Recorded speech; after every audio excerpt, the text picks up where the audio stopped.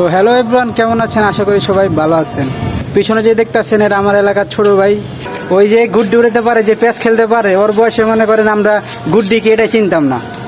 এই যে আজকে দেখামু ওই কেমনে খেলে, দেখতে থাকেন সবাই। 3 বেলা মাল খায়, 4 বেলা ওভারলোড।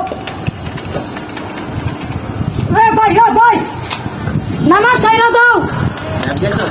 ও ভাই ওর রে খাওয়া ধন্যবাদ স্যার। টাকি নিবে ওই চালানে খাইবো কে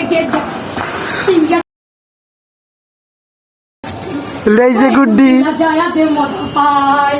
আরে মাইয়ার কে নিয়া সত নাই। গুটি আমার না সাহাই, আমি হলাম পেশা। আল্লাহ গুটি ছিবে, আমি গুটি ছিলাম।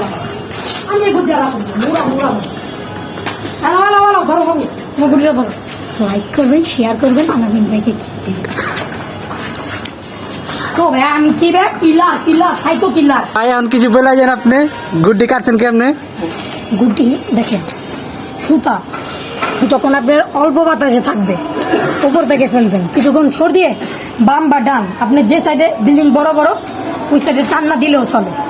কেন ও যদি ছড় দেয় আপনি টান দিলে কাজে আসবে না, তাহলে আপনি বুদ্ধি বা বেজে গেলে ঝামেলা হতে পারে। কেন যে সাইডে বিল্ডিং নেই ওই সাইডে দিয়ে টান সোজা দিলে হয়ে যাবে।